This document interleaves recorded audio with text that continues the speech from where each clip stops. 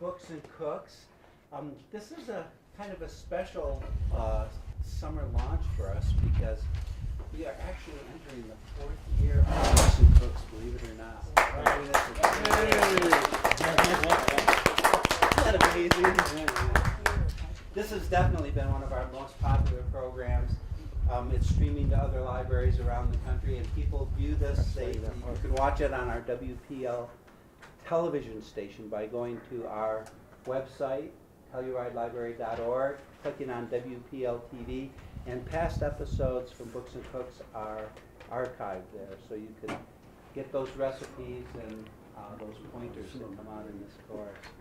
Also, I want to let you know, next month we're going to have a special celebration. On July 3rd, we will be up in Mountain Village.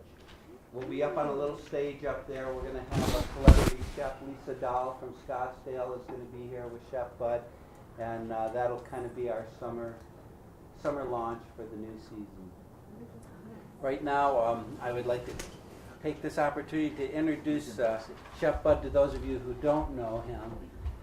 This program would not be possible without this fellow right here. And he has volunteered all his time. So please remember Bud. Thank you, Bud. You're welcome. I'm going to turn it over to you there. All right.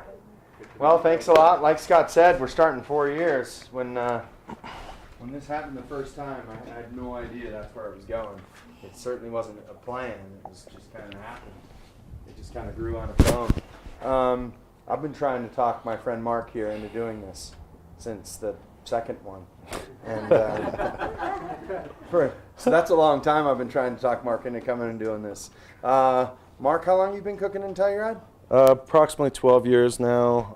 Well, actually, I moved here in '95, but I started my own business about 12 years ago. Yeah, so Mark's been here longer than I have been cooking and giving people delicious food. Mark's going to make some grilled polenta, a yummy little grilled salad, and some grilled shrimp today. Hopefully he'll let me help. And that's it. If anyone has any questions, feel free to shout it out, raise your hand, whatever you're comfortable with. And then when we're all done, we'll all get to taste it. Mark has a business that he just started, a new one, above Clark's Market called Zest. And he makes pre-made food that you can either have then, he can warm it up on the spot for you. You can get sandwich and salads there. Or you can make meals you can take home that are really easy to warm up for dinner. It's a pretty good idea. It works out really well. That being said, thanks, Mark, for joining us and doing this. And You're welcome. if you need any help, let me know. I will. Thanks. Yep. Thanks, everybody. Thank you. Thanks for coming today, and glad to be here. We are focusing on grilling today. Going into the summer, grilling is just such a great way to cook. I feel that it keeps you healthy. I think there's less saturated fats in the food because they tend to drip off of any of the fatty meats, and it's just a really nice way to cook in the summertime, and it also helps reduce your dishes, your cleanup, and get you outside for a little while. One brief thing I just want to mention with grilling, what occurs is in the way of food chemistry that occurs with the food is basically the amino acids and the reducing sugars tend to combine themselves when food hits a certain degree of temperature, approximately 260 degrees Celsius. So therefore, this chemical reaction happens, and that's called the Maillard reaction. And that's the only real Science you're giving us? science I can really give you about it. It's really just a caramelization of sugars that come out of foods, and when you see the little black marks on the actual meat or starch, which we're doing today, and vegetables, that's basically what it is, just the natural sugars coming out to create certain instinctive flavor, something really distinctive. And then, so that's about it. I'm going to get started here, and we're going to just start going, and we're going to start with the grilled pine nut polenta today. I guess one thing I wanted to mention was, the versatility of grilling too, and today we're doing a starch, we're doing vegetables, and of course everybody's used to doing meats and proteins, but we're going to hit a little bit of all three of those. So we're going to start with the pine nut polenta, and basically, I don't know if anybody knows or has used polenta before, but basically it is a cornmeal And this particular cornmeal I used is a medium grain, so it's got a little bit more body than some of the finer grain polentas that are out there. And the polenta that I have in my recipe here that you folks have is completely vegetarian. Vegan. I made a vegetarian a veggie stock with basically mirepoix, which is onions, celery, carrots, a little bit of garlic, some savory herbs like parsley, rosemary, and thyme. And that's basically all that's in there. I reduce it for about 2 hours and I come up with a nice vegetable stock. And so anyways, we have veggie stock here. That's what I've been warming. And we have that ready here. I'm actually going to pull that aside and toast my pine nuts, which are also going to be going in this dish. I like pine nuts because they're a local nut that comes from Pignolia pine, and they're really tasty. And they only come, it's every 3 years, I think, that they harvest themselves. And last time I was up at Mesa Verde, they were all over the ground. There were so many you couldn't step without stepping on them. yeah, and I used to live up in Log Hill, and we had a lot of the Pignolia pines up there. And basically, when they were harvesting, you would see the blackbirds just all over those trees, and that was the only trees that were around. And then they would just, it's like a big black cloud of blackbirds that just only came around once every 3 years for in that same size groups. So anyways, let's see. I'm toasting pine nuts. I like the authenticity being Southwest. I can use these, and it gives a nice little nuttiness to the polenta that we're making today. So I'm going to let that toast just for a second and just get a little bit of color on those. And then we'll go ahead and make the polenta. Does anybody have any questions about polenta? Or Yeah, yes. I see it in the grocery store. It's in like a tube like this. and Right. it's dry. So that's already been moistened at that point, and it's not just a dry, because this is what it looks like when it's dry. It's powdery almost, and fine. When I think that's for the sheer, just making it easier for people to, if it's already done that way, you can just slice it and then sear it or cook it. So they kind of took a couple of steps out for you, but we're going to show you how to make it from scratch. You bought those tubes before? Well, yeah, they don't taste very well. I've seen them. They're pretty bland, right? Most polentas, a lot of times polenta is cooked with just water, and so therefore there's not a whole lot of flavor in there. But just, there's so many versatile different ways you can do it. I like to do veg stock, or you can use chicken stock. A lot of times you can even add a little bit of cream and substitute out some of your veg stock or chicken stock and substitute a little bit of cream in there. It gives it a little more creaminess, body, and just a little bit different finished flavor. So you can see how. I worked in Mark, we made it with milk. Right, right. So that's basically all I'm going to toast those. What's that? Can we just use cornmeal? You can. It's not the same? It's usually cornmeal's got a little bigger grain. Now, polenta tends to, when I said medium grain, it tends to be just a little bit finer, so it breaks down and comes together better instead of being a little bit more coarse and just it'll be too chewy, because those particular grains would take that much longer to cook. So I think also when they're grinding corn for polenta, they're really careful to grind it so all the pieces are the same size. If you notice some boxes of cornmeal you get, there's dust and there's pieces. Your cornmeal comes out funny. So this corn's the same, is ground the same All right, so size. we got our nice toasted pine nuts, and yeah. And you didn't use any oil. No, because there's residual oils in all nuts essentially, so you don't really need to add more oil. Just keeping the cholesterol down and everything. Everybody's so conscious about that these days, and for a good reason. All right, so we got hot vegetable stock here, and where's my wooden spoon? You always want to use a wooden spoon. Especially in an aluminum pan, you don't want to usually use stainless steel or another aluminum device in aluminum, because that causes some oxidization to occur. So it's nice to use a wooden spoon. And I didn't put my salt in there, but it's, I think, 1 teaspoon of salt in here, so approximately that much. I'm going to go ahead and throw those in a second. And so just stirring slowly, mix in your polenta, and it absorbs pretty quickly. But you want to cook it for about 5 to 6 minutes and try to get all the lumps out of there. So you got to constantly stir it. And so I'm going to do this for a couple minutes, and once it's about halfway cooked, I'll throw in my pine nuts in there and then let it finish. And then when it gets to the point of almost like a very thick porridge, I guess is the best way to describe it, or almost like a mashed potato, would you say, Matt? Bud, sorry. Who am I with? I know him better. Yeah, yes, that's for sure.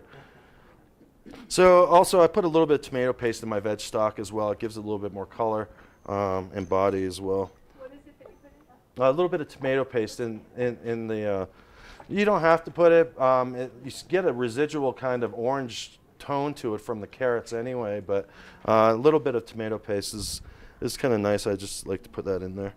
So it's kind of orangey in tone almost, or reddish actually. So it's cooking away here, and you can see it's starting to get a little bit thicker. But as we get, yeah, there it starts to bubble. So you really got to watch it because it will really bubble fast and burn you. Yeah, when it gets thick and it bugs, you can see it popping out. Yeah, you just got to keep moving it. And I always turn it down just to like a low simmer after I get the initial heat up there. If anyone wants to look in the pot, feel free to get up and look. Yeah. Don't be shy. So There's some polenta pots that offer. There are special like polenta pans, and they're so expensive. That's why I've never bought one. well, Right. there's I think there's a lot of pans that have that thicker conduction. So they have a thicker base copper bottom, so it does create more of an even induction of heat, which I think is a good item to have for something like this, so you don't have necessarily a hot spot just in one particular place, because even one little spot on your pan could burn, and then you get burnt flavor throughout the whole dish. So try to avoid that as much as possible. So this is cooking away. This veg stock had a little bit more tomato paste than I usually put in it, so it is a hair darker than what you'll see when we go to eat our little finished meals afterwards. But essentially this is how it's going to get. It's going to get just a little bit thicker than that before we lay it in the pan. And you can eat polenta different ways. You can eat it either set up, which is what we're going to do, is we're going to cook it through. We're going to put it into a prepared pan and then lay it nice and flat and let it cool completely. And then you can cut it into individual shapes, whatever they may be. We did triangles today, but you can punch it with circles. You could do squares or diamonds or clovers or whatever. And then sometimes people eat it just creamy, right? Some people eat it just creamy, and you can leave it just hot. Like now, if you were to add just a little cream and maybe a little Parmesan in there, that would be a creamy, cheesier version of polenta. That's also very popular, and it's almost like a mashed potato then in that sense. You would just put a dollop on your plate and put your vegetables around there. But we are going to do a slightly different version of that because there's a lot of versatility with polenta. I have a buddy Vito who eats it for breakfast. Really? And he sprinkles brown sugar on it and a little cream. Mm-hmm. Jelly? He's Italian, so Yeah. it's like jelly. Toast. And they make it really thin. Yeah. Spread it out so it's really paper thin almost. So I'm just going to put a little canola spray in here just to make it a little easier to get this out of here for later. And, it gets to about that point where it's almost standing up for itself, but not quite. It could probably go another minute, but for the sake of food demonstration and keeping things going, I'm just going to put it in there now. So I'm going to go ahead and put that right in there. And just try to make it as even as you can.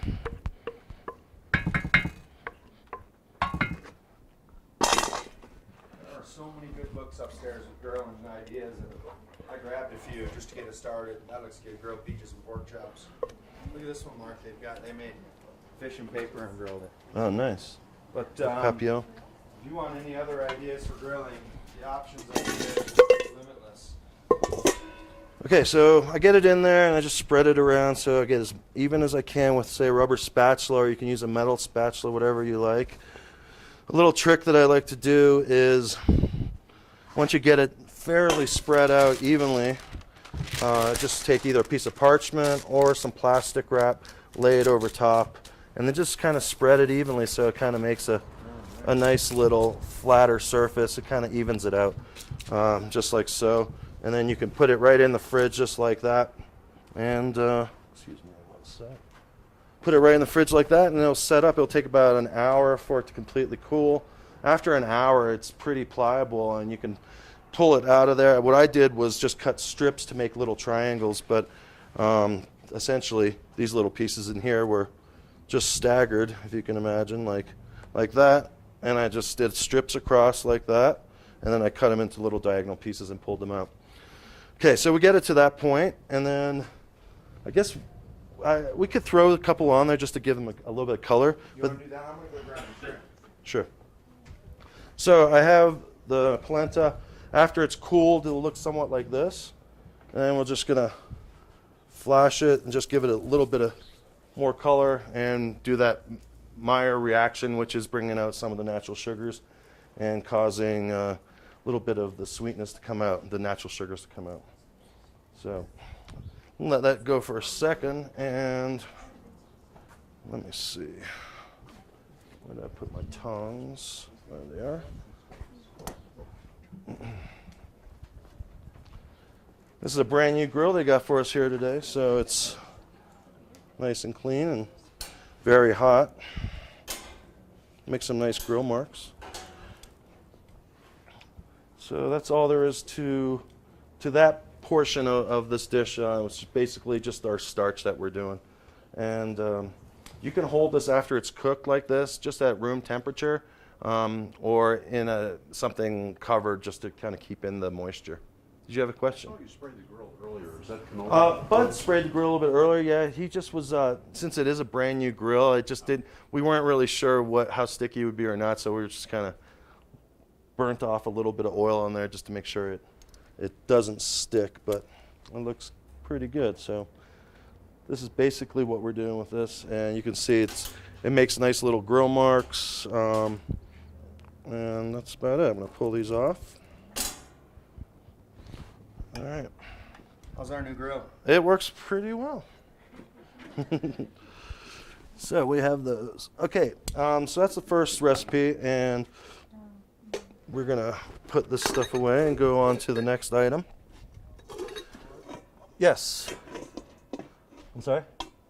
Oh, this is still on? Okay, thank you. Okay, so our next item today would be our grilled vegetable salad. And the grilled vegetable salad could be done with any number of vegetables. I just picked some of the ones that I saw in the market that were seasonal and good right now.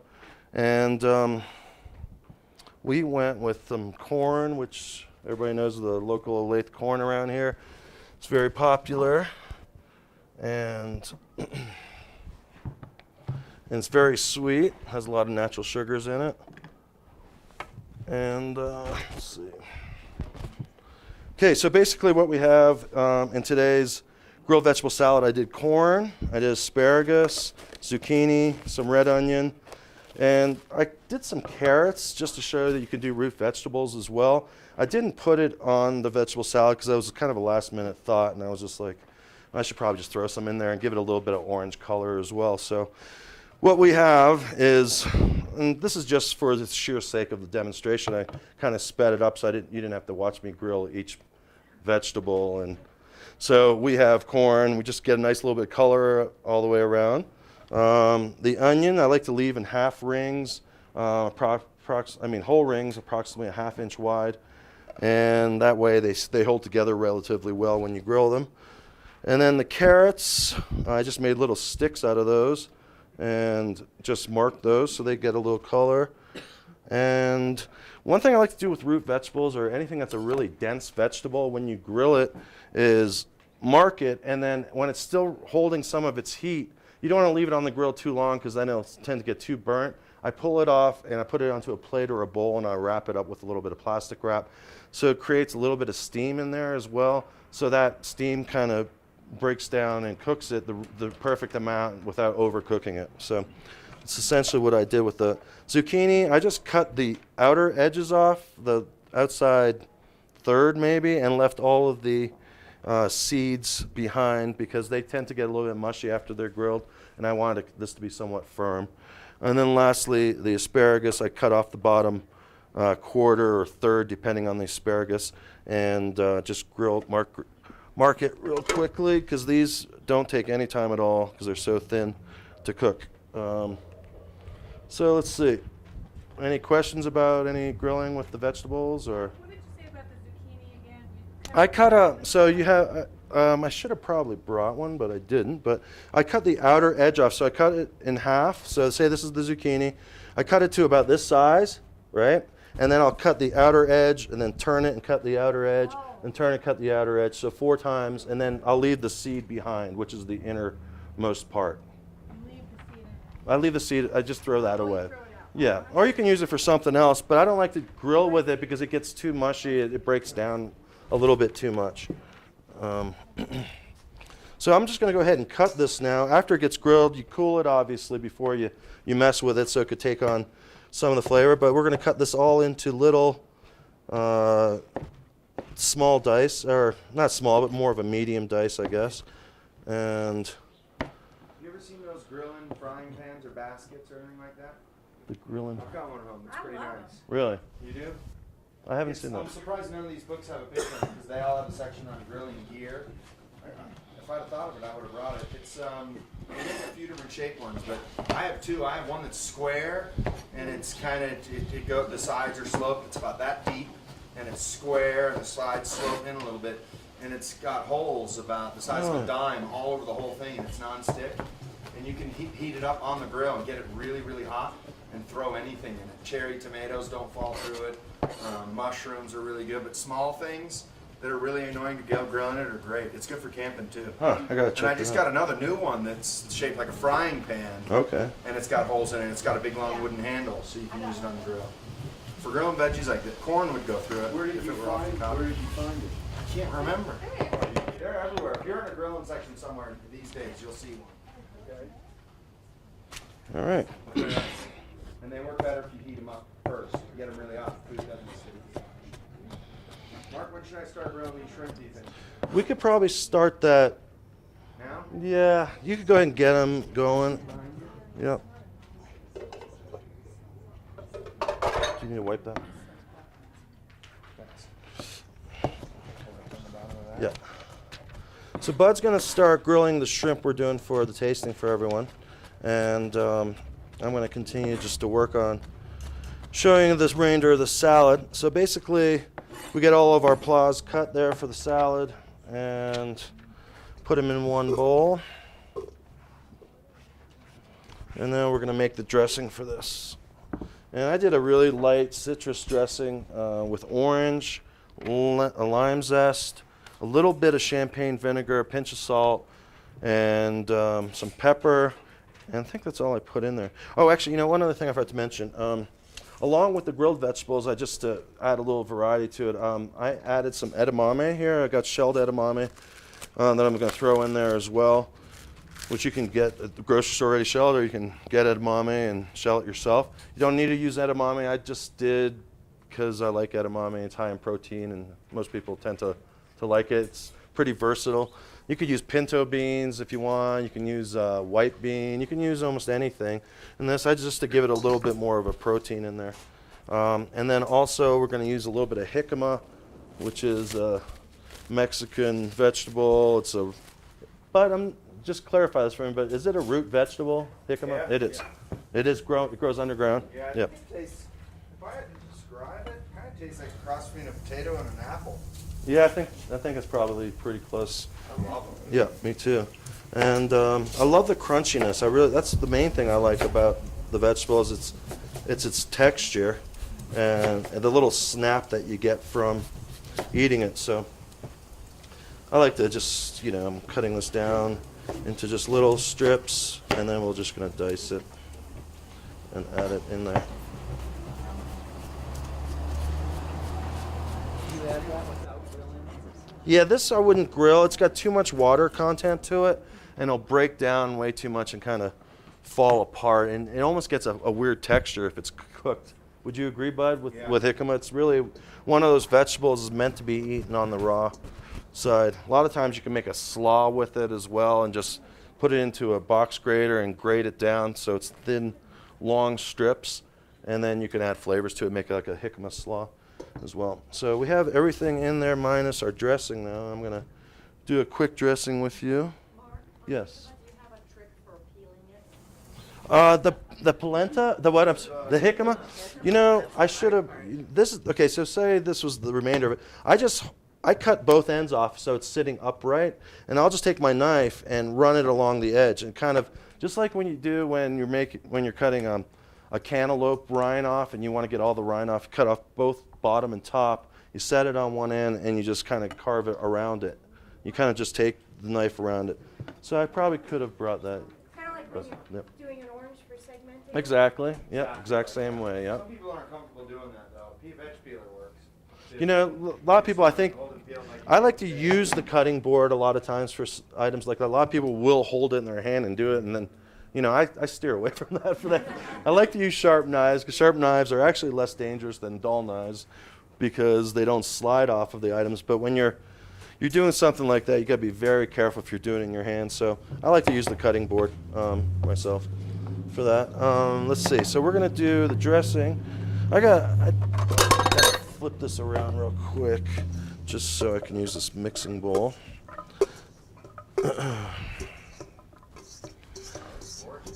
It is beautiful.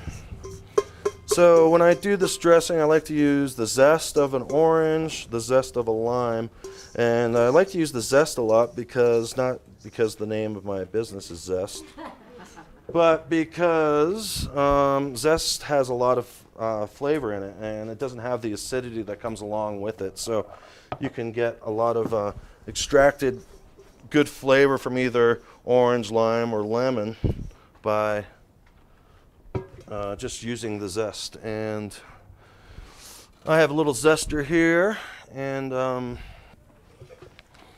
we're going to go ahead and zest these. My recipe, I call for 2 limes.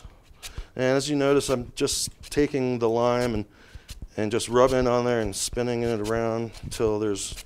You don't want to really get into the white if you can help it, because that's really bitter, and you try to stay away from that. Just kind of use the grain or the actual rind. You can use a microfile. I just happen to have this little zester that works well, so that's basically it. So Mark and I were talking about this last night, and he was telling me that he was going to citrus marinate the shrimp overnight. And he did zest instead of juice, because what he was saying, if you use the zest, you get even more lemon flavor or lime flavor than if you used the juice. But if he did use the juice, the acid in the juice would have started to cook it, and the shrimp get mushy. It would almost get really ceviche. Yeah, that's how you make ceviches generally. But if he were to use the zest, he could get even a little bit more of that citrus flavor, but none of the acid in the juice, just the oils from the peel. What kind So- of shrimp did you use?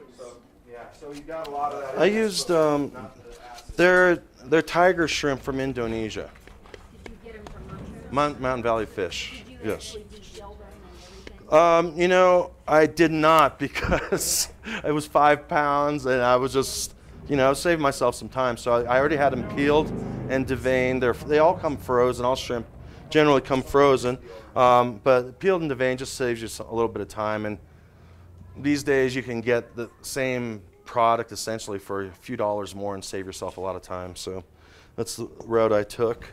And then this is a huge orange, so I would say, half the size orange would be, so I'm only going to use 1 orange instead of 2 oranges like I have in my book. So, I got them through our food purveyor. Yeah, they're kind of harder to find. You only usually find the really big Unless you're skewers. looking for the long ones. Exactly. For the long ones the other day, and every store only has little ones. Right, and they're usually Life just sometimes is like that. it's Murphy's Law. You can order them on Amazon. I think the hardware store has them, actually. Do they? Ace might have them, yeah. What are they just wick, or are they? Yeah, bamboo. Bamboo. Okay, so we got. And Mark soaked them for 20 minutes. I was there this morning and he was soaking them. He soaked them for 20 minutes in hot water first, Right. so they don't burn. So we'll Bamboo juice burns this. is harder to burn than wood. Wooden skewers light on fire. That's why they use bamboo. So usually when juicing anything, I like to, after I zest it, 'cause I usually always zest any, even if I'm not gonna use the zest for that particular dish, I'll zest it and put the zest aside and let it dry, because you can always use zest in something. So you don't do that? Oh, that's a good idea. Well, yeah, because otherwise a lot of times you're cutting open a lemon, lime, or orange, and you're just using the juice, but you're actually losing the zest. And you can't, after you cut it, yeah, it does. It freezes good, or it's even good dry. You can completely dry it so it's almost powdery and use it that way. Any of them. Yeah, exactly. So you get it nice and soft, so it's easier to juice. Do that with both. Can you zest kumquat? I've never tried. They're kind of little. Yeah. Yeah. Interesting. Could. Also probably you could zest key limes while you're at it and zest a bunch of little things. All right. So I'm going to cut this. Now, limes generally don't have seeds. Lemons do. And oranges a lot of times do, but these oranges don't. So it makes our job a little easier. I would usually have a little basket or something here. I mean, a little colander or strainer to catch the seeds. Yeah, we But do it with our knuckles usually when no one's looking. right. The thing is with, like I said, limes, and this particular orange does not have seeds, so we are lucky. You can always pull them out too. On the skewers, what do you think about using like enamel coated? Teflon, I had Teflon like good. I'm not into Teflon. I don't like Teflon anything except for an egg pan Yeah. personally, but that's just me. My stepmom loves that stuff. I have some metal ones at home. I don't know why. I never use them, but they'd be fine. But the Teflon comes off. I'm not a big fan. It's easy to clean up is the only thing. And in pans, it makes a big difference because you want stuff to stick to the pan because that's where all the flavors are. If stuff isn't sticking, that reaction he was talking about, the Meyer reaction, happens when the stuff sticks to the pan. All those little brown bits doesn't happen in it. Right. If you cook a steak in a coated pan and a non-coated pan, I guarantee you you would notice the difference. They would taste totally different. It's weird. All right, so we have our juice and our zest in there. Got a little bit of champagne vinegar. This is 2 tablespoons of champagne vinegar. I like to use champagne vinegar instead of some of the other vinegars. This in particular just has a nice acidic value. It's not too strong, and it's got a nice little bit of aroma to it. A pinch of pepper. What brand was it? It's a good question. It's a French name on it. I can't remember. I do apologize. No, I got mine from my food purveyor, but that particular one. But you can get champagne vinegar at Clark's, but not that particular brand. And then I'm using grapeseed oil and also some extra virgin olive oil. I usually use 3 parts of grapeseed oil to every 1 part of extra virgin if I do a blend, because generally what I use grapeseed oil for is a lot of times cooking, because grapeseed oil has a much higher burning temp than any of the olive oils for sure, or even canola and vegetable oil, and it's just got the lowest amount of cholesterol than any other oils out there too. A lot of people weren't using it for years, but it's recently become a lot more affordable, so you see it a little bit more often in different places. And I found this at City Market, and this whole bottle is like $8, so it's pretty affordable. And just like any other oil, just at room temp. Don't want to get too hot, but yeah, it doesn't. I mean, anytime light is hitting any oil, it does tend to take away some of its flavor. That's why a lot of times extra virgin olive oils are in a darker bottle, because it keeps the light from hitting it, and it helps keep the flavor in. So basically what we have here is just a little broken vinaigrette, and I'm just going to stir that real quick. So with the amount of vegetables that I have in the recipe, this is a little bit less than that. So therefore, this looks like a lot of dressing. So I'm only going to pour a portion of this dressing in here because it would probably be twice as much when we go to, let's see.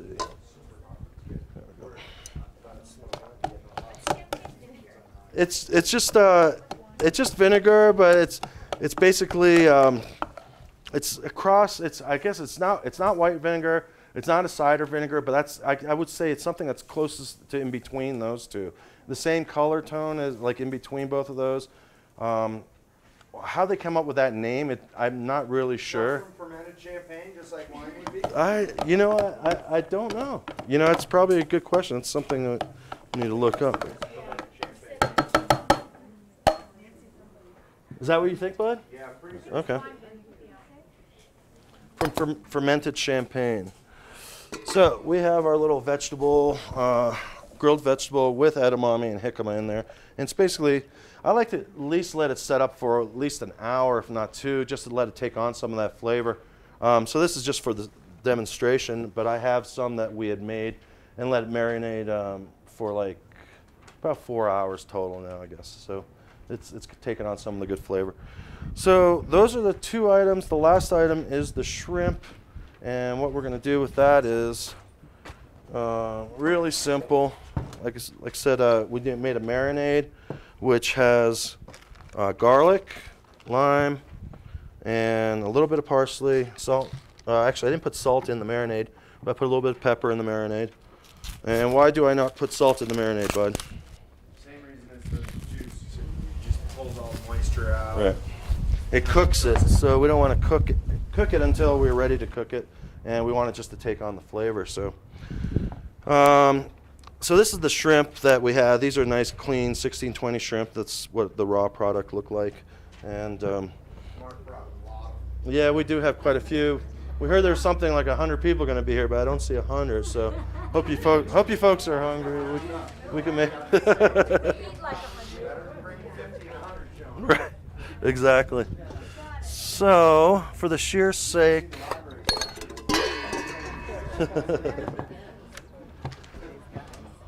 Okay, here we go. So I'm going to zest my lime again real quick for this, and we're going to just crush some garlic. Mark, if I zest my limes and let it dry out, Mhm. I just store it on my shelf then in the Yep, jar? sure. Yep. It'll be just fine. And make sure it comes to make sure it dries all the way before you close a lid on it so it doesn't get moldy. But it's just let it at room temp is fine. So make sure it's just dry completely before you put it with anything closed. So you just don't want that mold to get in there.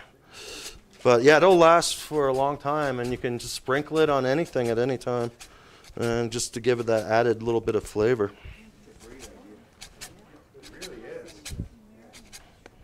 Okay. And they're almost impossible.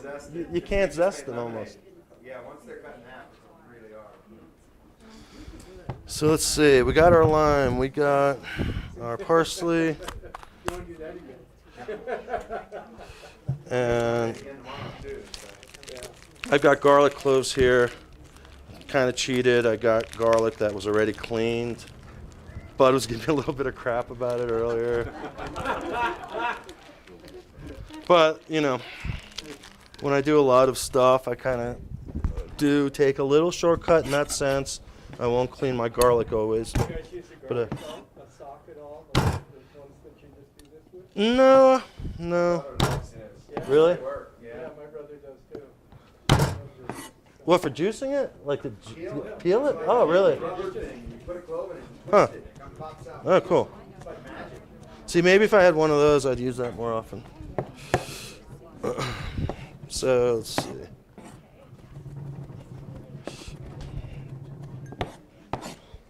Okay. We almost got this here. So we got our garlic chopped, our lime zest, and our parsley. Put a pinch of pepper in there. And lastly, we'll put a little bit of the grapeseed oil. Do you prefer chopping the garlic like that to using one of the presses? Yeah, I mean, I don't really use a press. I usually use my knife generally. Yeah.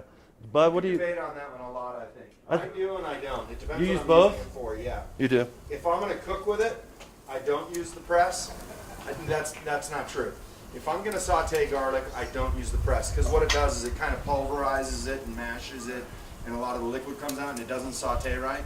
If I'm going to put it in a vinaigrette or something I'm braising or something I'm not cooking or something like that, I'll use it. And those you don't have to peel the garlic out. You can just stuff cloves in and squeeze it through. So it depends. I think garlic cooks differently if you're sauteing it if you use that thing. But I have one and I use it. Like I said, it just depends what for. Do you remove the core from the garlic? If it's green, if the garlic starts to sprout and it's got that green thing down the middle of it, I take it out. I'm kind of anal because it's bitter. When Yeah, I it starts agree. to sprout. So I cut it in half and pull that out. But young garlic doesn't have anything in the middle and I don't. Only if I see a green thing starting to poke out the top. So basically, what we have then is marinated shrimp. I like to marinate shrimp at least 12 hours if I can, without any. I mean, just to really let it take on that flavor. Otherwise, you could go probably 2 hours and it'll take on some of the flavor if you're in a hurry. But so that's basically what we have here. What we're going to do now is assemble these plates to give you a final composed plate. Or Bud, you have some shrimp there. I can just do one little plate here for the demo, and then Yeah, these aren't seasoned. okay, sounds good. There you Just grab one of these.